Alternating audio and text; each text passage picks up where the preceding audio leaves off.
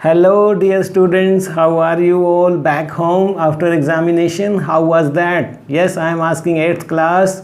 हरियाणा का आज संपन्न हुआ है परीक्षा पहली अंग्रेज़ी की आपकी। आज है 15 मार्च। आज आपका रिजल्ट आना है। अरे अभी तो एग्ज़ाम देकर आए हैं, आज कैसे रिज़ल्ट आना है? अरे अभी इसी 10 मिनट के वीडियो में आपका रिज़ल्ट आ जाना है, क्योंकि हम आपको बता देने वाले हैं। हम लेकर आए हैं सॉल्यूशन आज के 8वीं क्लास के इंग्लिश के पेपर के। ठीक है, सभी 8वीं क्लास के बच्चों का स्वागत है। हम लेकर आए हैं आंसर की, क्योंकि रिजल्ट इसलिए बताया है कि आज हम आपको सोल्व करके दिखाने वाले हैं और आप हमें बताने वाले हैं कि आपके 60 में से कितने अंक आने वाले हैं।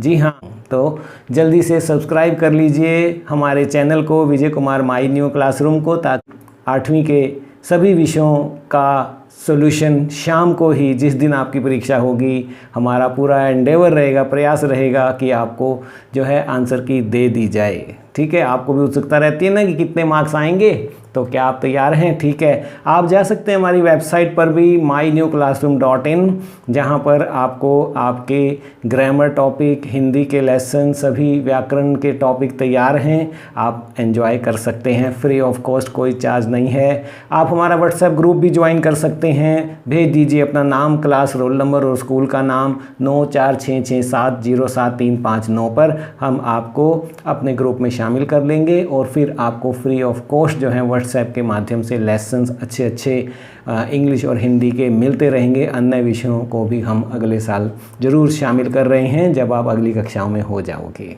तो चलिए आज 8वीं क्लास शुरू कर लेते हैं। पहला प्रश्न जो आज आपका 60 अंक का हुआ था, जिसमें 12 जो है मल्टीपल चॉइस क्वेश्चन आए थे, 8 जो हैं ऑब्जेक्टिव टाइप क्वेश्चन थे 20, और 6 जो थे 2-2 नंबर के वेरी शॉर्ट आंसर थे, और 6 3-3 नंबर के वेरी शॉर्ट आंसर थे। तो ये हो गए, ठीक है, 30 एंड 20 50, और 2 जो थे 5-5 नंबर के थे। यही पैटर्न जो है 8वीं का सभी विषयों में रहने वाला है। 20 नंबर का आपका सेट रहेगा और 20 नंबर का आपका CCE रहेगा, जो आपका इंटरनल असेसमेंट है। इस तरह से 100 मार्क्स का आपका जो है असेसमेंट रहेगा। तो आज 60 में से कितने अंक लिए हैं ये जान लीजिए। देखिए कि आपने खाता कैसे खोला है। पहला क्वेश्चन था, व्हाट इज़ बजर्ड? बजर्ड कहाँ से था ये पता लगा? लेसन नहीं पढ़ते ध्यान से। जॉडीज फान इट वॉज, यस। तो आपने देखा उसमें जो आया था, a large bird like the vulture होते हैं, जिन्हें हम गिद्ध कहते हैं, है ना, जो डेड एनिमल्स को खाते हैं। तो यहाँ पर क्या आंसर आ जाएगा? डी। तो किस किस का ठीक है मुझे बता दीजिए कि सर मेरा पहला ठीक है, ओपनिंग अच्छी हो गई है, बेस्ट विशेस। आगे भी आपको change the following sentences into indirect speech. देखिए ग्रामर में आया हुआ है दूसरा question, I said to him why are you working so hard. तो आप देख पा रहे हैं यहाँ पर, I said to him why are you working so hard.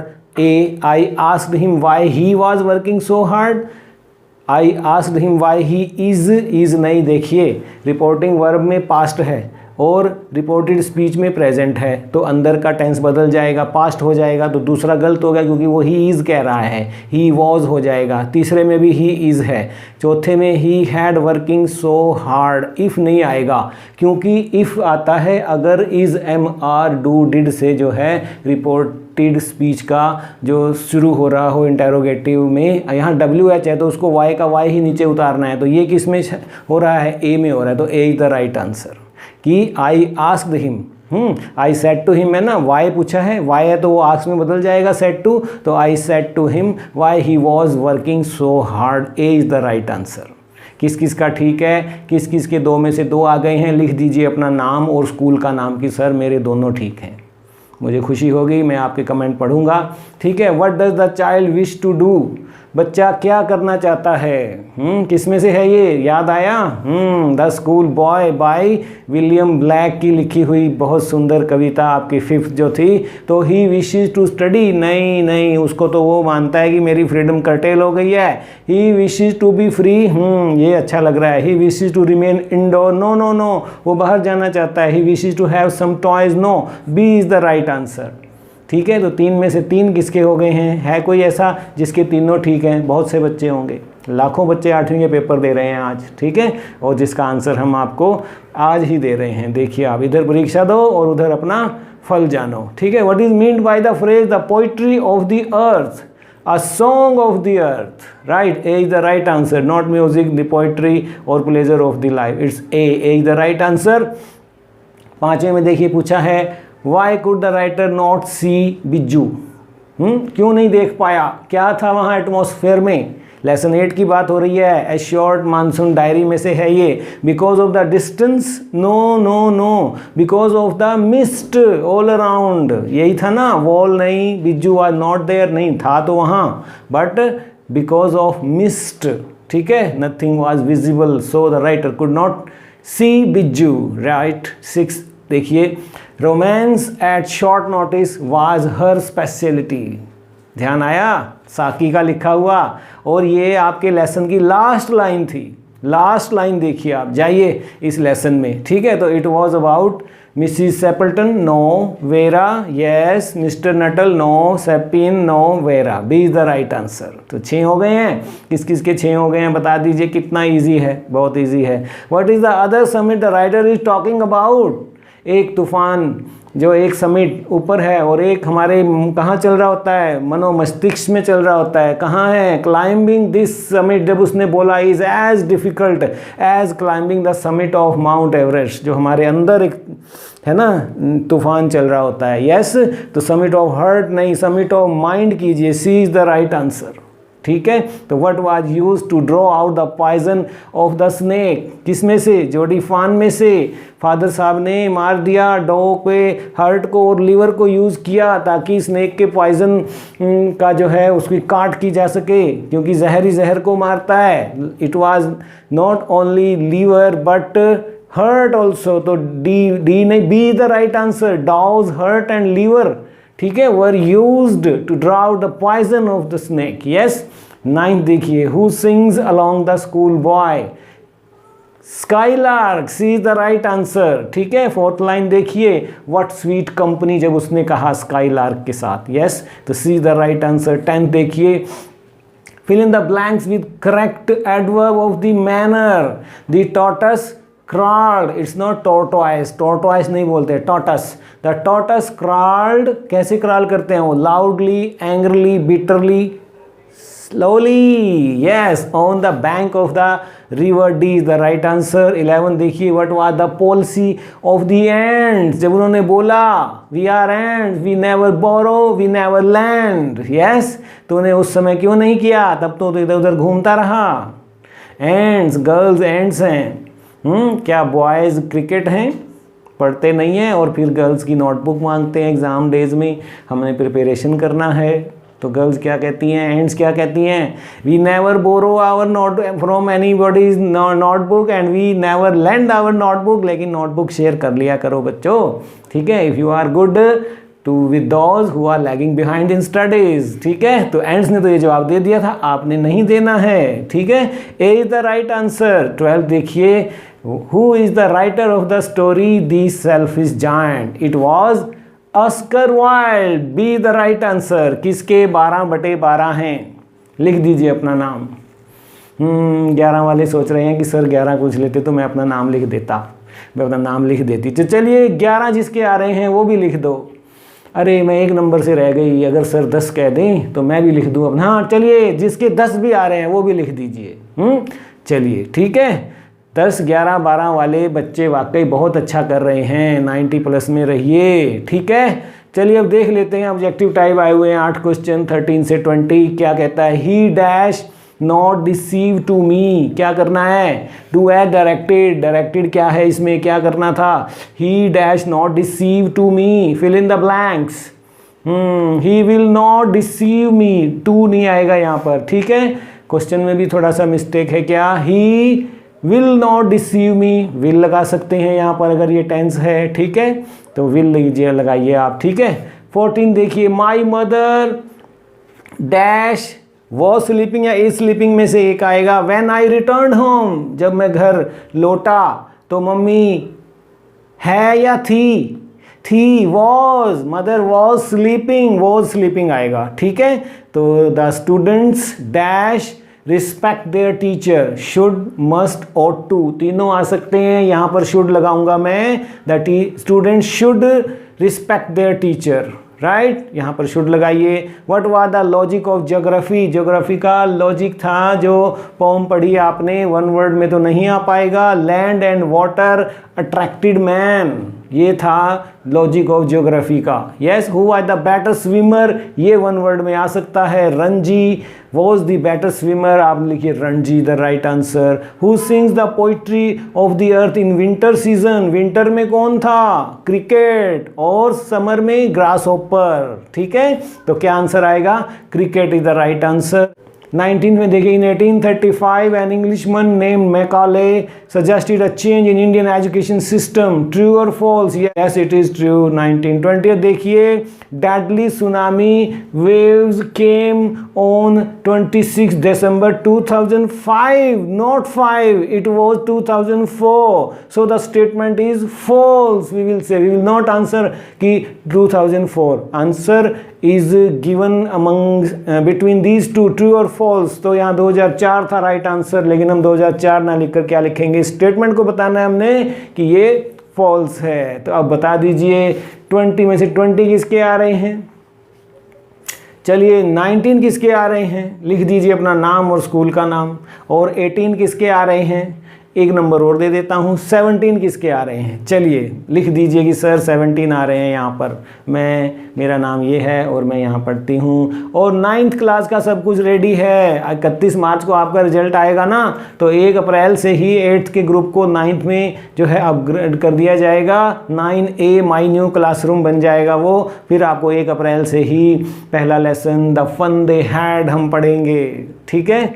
Last year की 9th को 10th बना दिया जाएगा, ग्रुप सारे चल रहे हैं, आप भी ज्वाइन करें, भेज दीजिए अपना नाम, क्लास, रोल नंबर और स्कूल का नाम हमारे व्हाट्सएप नंबर 9466707359 पर, तब आपको भी लेसन फ्री ऑफ कॉस्ट मिल जाएगा, हम कोई चार्ज नहीं लेते हैं, कोई ऐप आपने डाउनलोड नहीं करना है, व्हाट्सएप पर, यूट्यूब पर और वेबसाइट mynewclassroom.in पर बिल्कुल फ्री, एब्सोल्युटली फ्री, निःशुल्क शिक्षा। Vijay Kumar my new classroom का एंडेवर है कि हमने हरियाणा के बच्चों को सक्षम बनवाना है और बिल्कुल फ्री में, no charge, nothing at all. Yes, तो what were the different tasks assign to the 3 animals. अब यहाँ पर आप देखिए 21 से 26 तक 2-2 मार्क्स के आपके पूछे गए थे, जो है very short answer type question, और जिसका जवाब आपने 10 से 20 शब्दों में देना था। तो the horse was assigned the task to carry load and goods and even man from one place to another.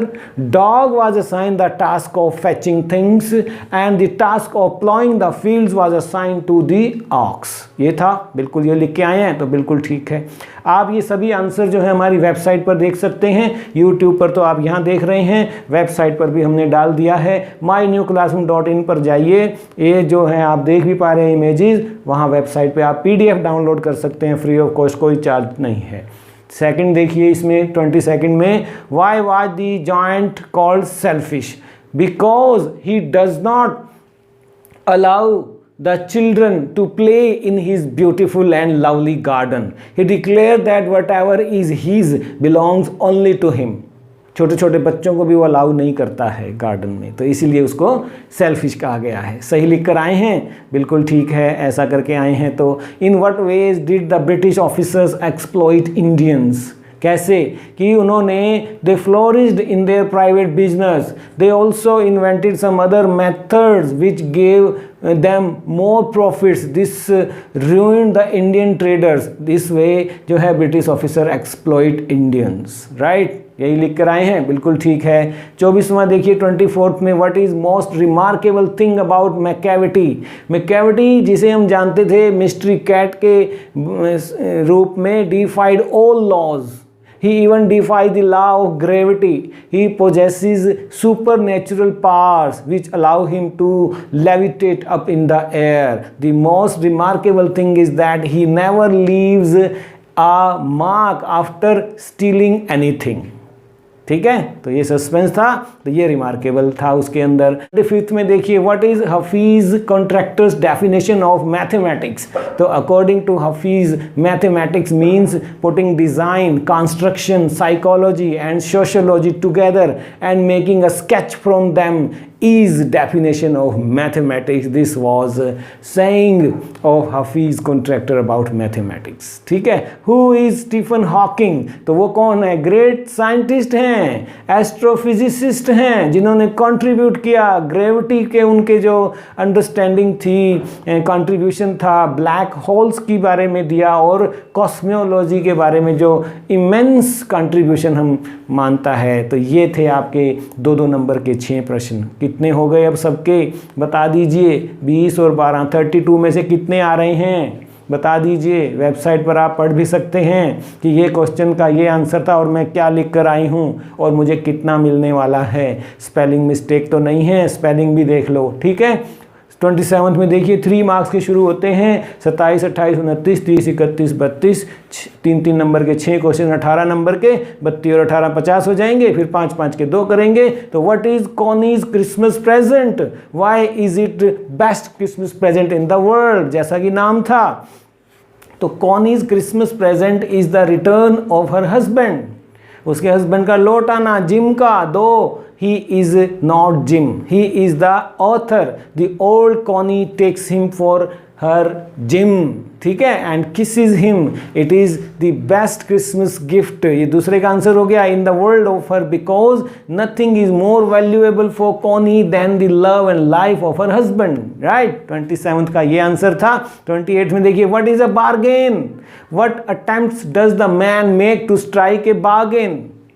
ठीक है, अब वो क्या था? वो हायर किया जाना था, तो एक ओल्ड मैन आता है, ठीक है, तो वो क्या कहता है कि I have this bag of gold. He wanted to hire the poet with his money, but for the poet his gold coins were valueless.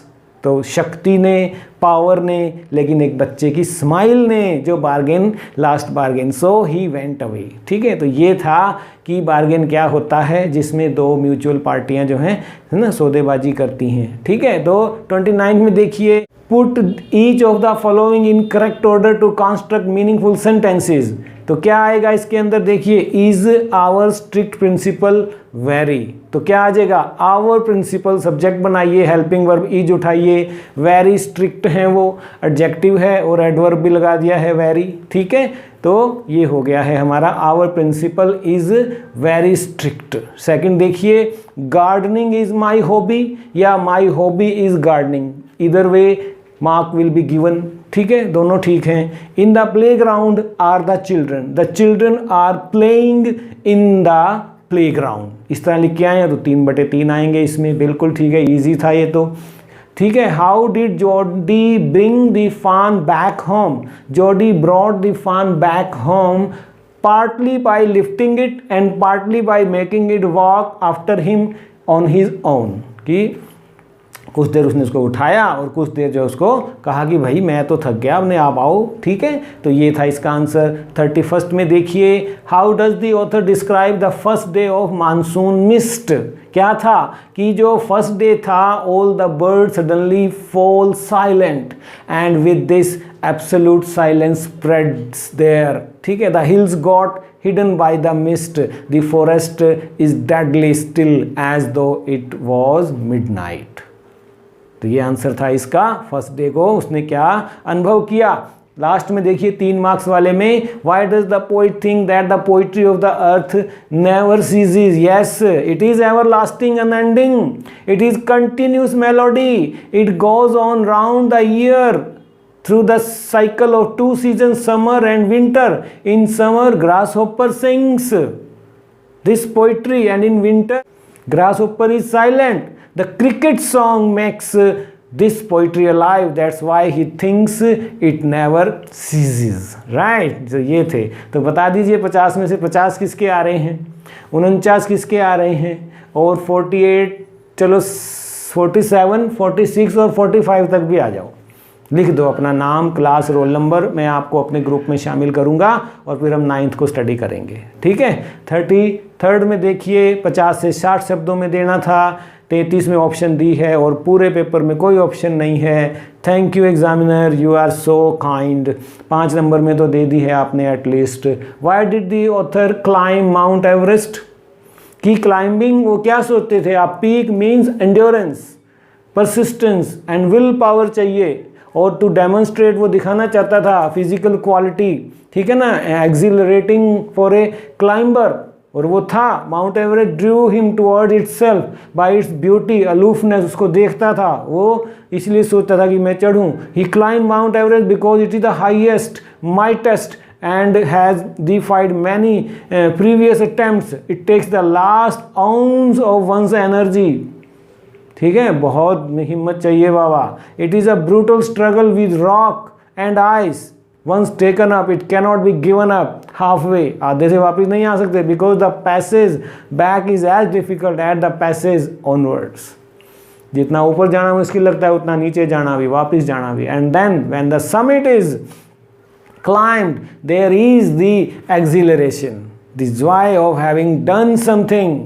वो फील होता है वहाँ पर, वो इसको एंजॉय करना चाहता है इस मोमेंट को। The sense of battle fought and won, there is a feeling of victory of and of happiness, that's why he decided to climb Mount Everest. ये था इसका आंसर।